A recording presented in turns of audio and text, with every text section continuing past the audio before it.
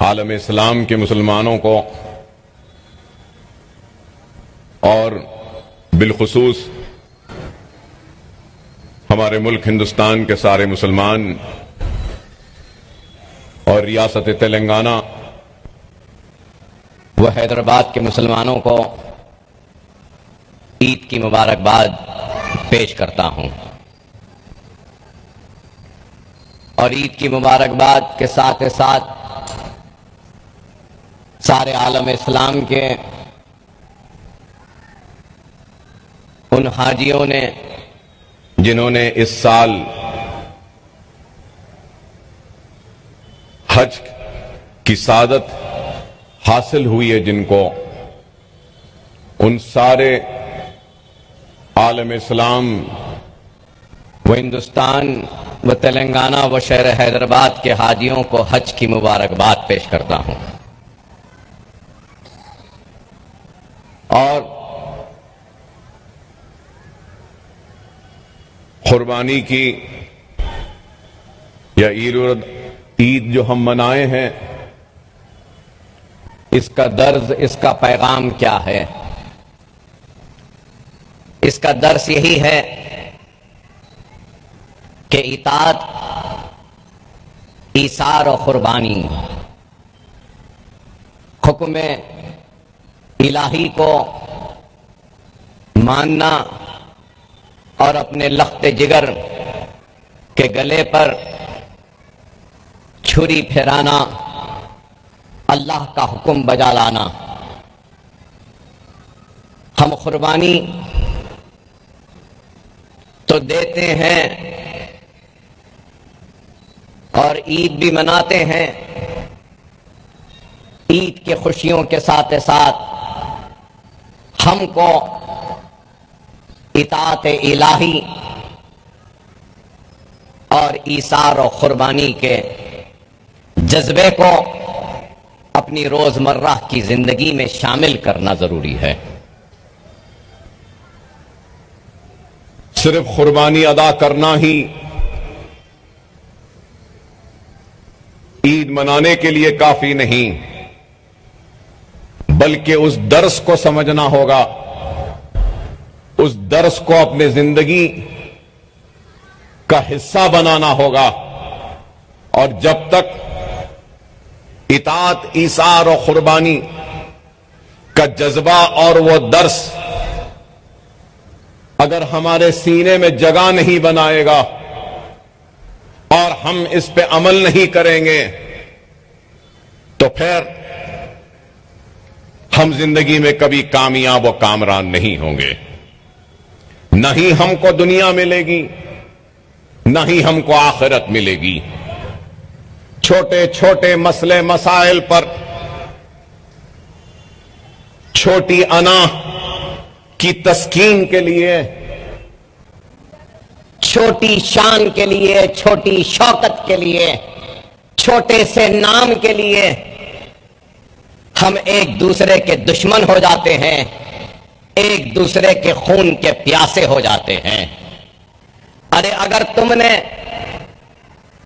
صحیح معنی میں اگر درس کو پڑھا ہے، سمجھا ہے اور اپنے زندگی کا حصہ بنایا ہے، تو چھوٹی موٹی باتوں پہ تم اس کو نظر انداز کرو اور اس جذبے کو، جذبہ ابراہیمی کو پیدا کرو کہ وہ جذبہ جو ابراہیم علیہ السلام کے پاس تھا، جو اللہ کی اطاعت پر، اللہ کے حکم پر اپنے ہاتھ کو بڑھاتا ہے اپنے لخت جگر کے گلے پر۔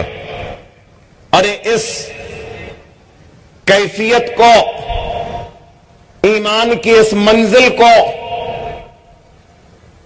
ہم کو سمجھنا ہوگا، پہچاننا ہوگا اور اپنے زندگیوں کا حصہ بنانا ہوگا۔ اگر کوئی چھوٹا سا اگر ہمارا حق لے لیتا ہے، یا چھوٹا سا اگر کوئی چھوٹی سی تکلیف دیتا ہے، تو ہماری انا بیچ میں آ جاتی ہے، ہماری شان بیچ میں آ جاتی ہے، ہماری شوکت بیچ میں آ جاتی ہے، ہماری طاقت بیچ میں آ جاتی ہے۔ ارے اس چیز کو بیچ میں نہ لاؤ۔ اگر تمہاری عزت سے اگر کوئی کھیل رہا ہے، اگر تم کو کوئی تکلیف دے رہا ہے، اگر کوئی تم کو آزما رہا ہے، تو ایسے وقت میں ہم کو صبر کا دامن تھامنا ہوگا، صبر کے ساتھ اللہ پہ چھوڑ دینا ہوگا کہ ہاں اللہ دیکھے گا۔ اور اگر تمہارا بھائی ہے تو نظر انداز کرو چھوٹی غلطیوں کو، نظر انداز کرو چھوٹی موٹی چیزوں کو، نظر انداز کرو ان باتوں سے جن کو تم کو تکلیف ہوتی ہے، اور پھر یہی کہو کہ ہم آگے بڑھتے ہیں، ہم نے تم کو معاف کیا۔ لیکن آج ہم دیکھتے ہیں کہ چھوٹی چھوٹی باتوں کے لیے ایک دوسرے کا قتل ہو رہا ہے، چھوٹے زمین کے ٹکڑے کے لیے ہم دست گریباں ہو رہے ہیں اپنوں سے۔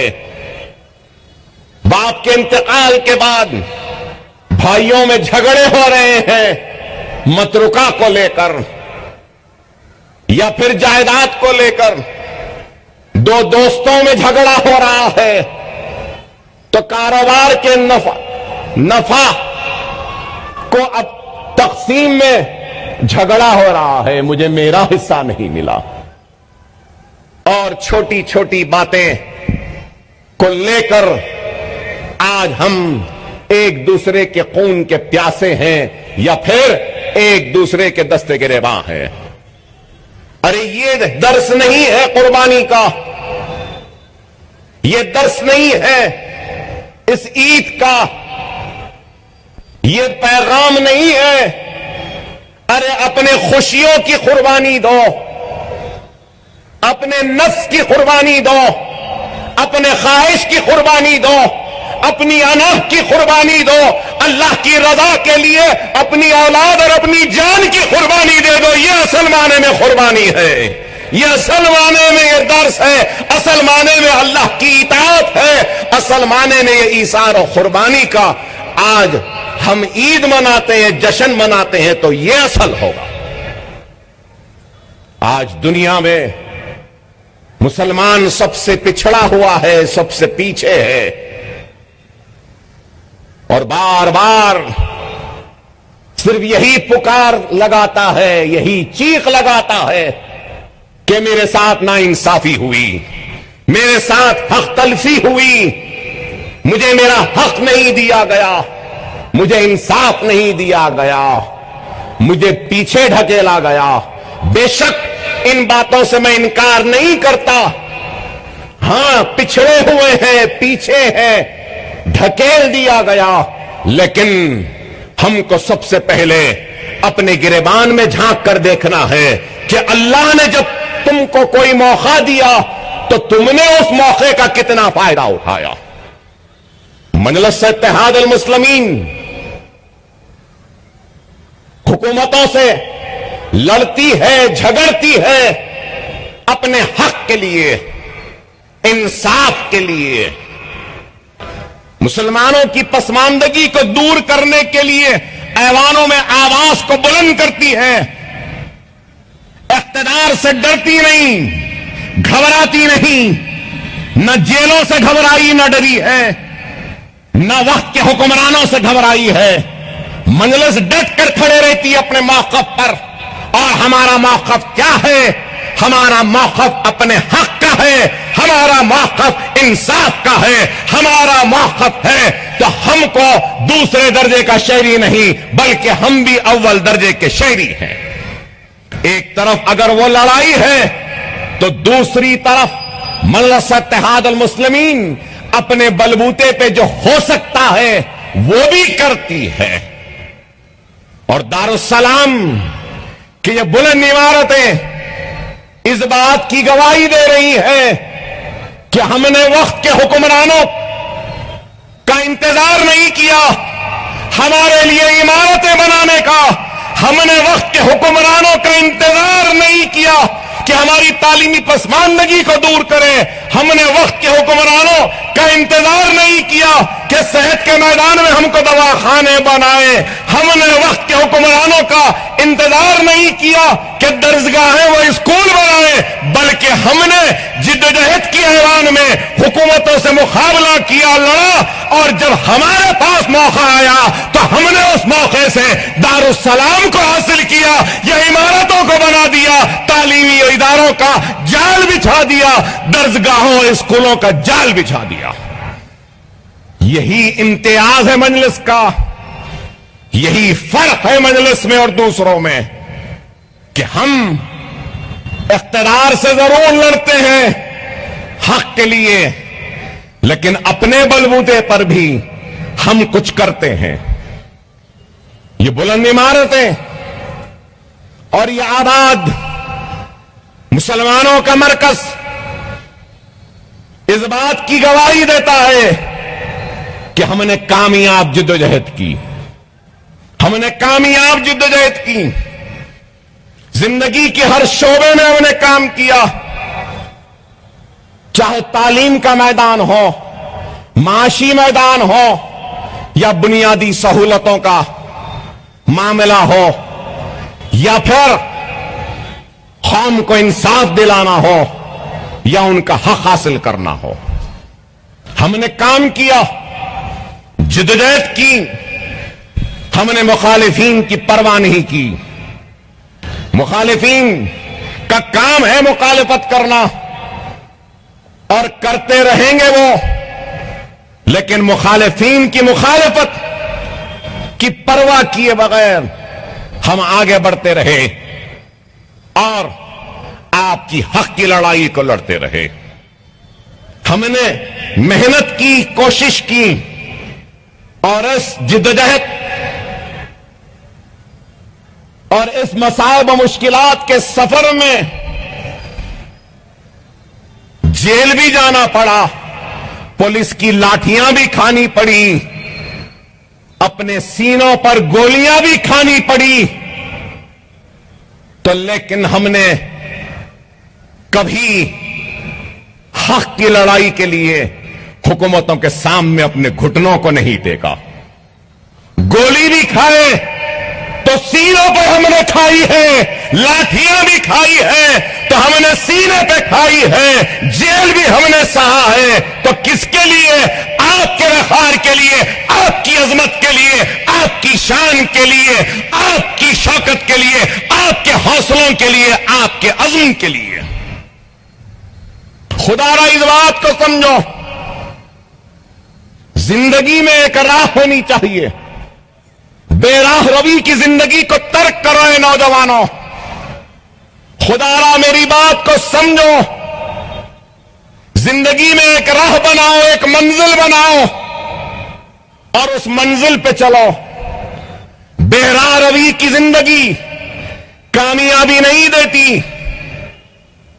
نوجوان نسل آج یہی چاہتی ہے اور یہی بار بار کہتی ہے کہ ہمارے ساتھ ناانصافی ہوئی، ناانصافی ہوئی. ہاں بے شک ہوئی. غیروں کی ناانصافی پر آواز تو ہم بلند کرتے ہیں، لیکن کیا کبھی کبھی اپنے گریبان میں جھانک کر دیکھا کہ تم نے اپنے آپ سے کتنی ناانصافی کی ہے؟ اپنی قوم کے ساتھ تم نے کتنی ناانصافی کی؟ اپنی ملت کے ساتھ کتنی بڑی ناانصافی کی؟ آج ہم کو اس بات کو سمجھنا ہوگا کہ اگر آج ہم اپنے زندگیوں میں ایک تبدیلی نہیں لائیں گے تو پھر ناکام ہوں گے. زندگی میں سب سے بڑی تبدیلی ہم کو لانی ہے تو ہم کو اپنے گھروں سے جہالت کے اندھیروں کا خاتمہ کرنا ہوگا اور علم کی روشنی سے اپنے گھروں میں ایک نئے اجالوں کو لانا ہوگا. علم ضروری ہے، تعلیم ضروری ہے. علم اور تعلیم کے ذریعے جہالت کا خاتمہ ہوتا ہے، نئے اجالے آتے ہیں. نئے منزلیں ملتی ہیں، نیا راہ ملتا ہے، نئے راستے ملتے ہیں، تعلیم کے مواقع ہیں، ہم کو ان مواقعوں سے فائدہ اٹھانا چاہیے اور ہم کو ایک مرکز سیاسی پہ آنا چاہیے۔ اگر تم بکھرے ہوئے رہو گے، منتشر رہو گے، تو حالات کا مقابلہ نہیں کر سکتے۔ نوجوانوں کی سب سے بڑی کمزوری اگر کچھ ہے تو معاف کرنا میرے نوجوانوں، سارے نوجوانوں کی نہیں کہہ رہا ہوں میں، لیکن ایک اچھی خاصی تعداد ہے نوجوانوں کی، ان کی بات کر رہا ہوں۔ ان کا کام کیا ہے؟ رات کو جاگنا، فجر کے وقت سونا، ظہر کے بعد اٹھنا۔ ارے وہ قوم جو فجر کو نہیں اٹھ سکتی، صبح نہیں اٹھ سکتی، وہ قوم دنیا کی دوڑ میں سب سے آگے کیسے رہے گی؟ دیر سے اٹھنے والا ہی ہے وہ جو دنیا میں سارے دوڑ میں پیچھے ہے۔ فجر کی نماز ہمارے اوپر فرض ہے، لیکن دیکھو تو سب سے کم تعداد اگر مساجد میں دکھائی دیتی ہے تو فجر کے وقت۔ خدارا میرے نوجوانوں، یہ رات میں جاگنا چھوڑو، رات میں جاگنا چھوڑو، صبح اٹھ جاؤ، روزی روٹی کی اور علم کی تلاش میں نکل جاؤ۔ صبح نکلو گے تو روزی بھی ملے گی، روٹی بھی ملے گی، علم بھی ملے گا، کامیابی بھی ملے گی، اور دنیا کی قیادت بھی تم کو مل جائے گی، اور دنیا تمہارے پیچھے ہوگی اور دنیا کے آگے تم ہوگے۔ صرف اس چیز پر عمل کرو۔ آج تکلیف ہوتی ہے کہ اگر صبح اٹھ جائیں تو کوئی نہیں ملتا، اگر حلقے کے دورے پہ 6:30 بجے نکل جاؤں تو کوئی نہیں ملتا، دارالسلام میں کبھی 11 بجے آ جاؤں تو تعداد کم رہتی ہے، 1 بجے آ جاؤں تو بڑا مجمع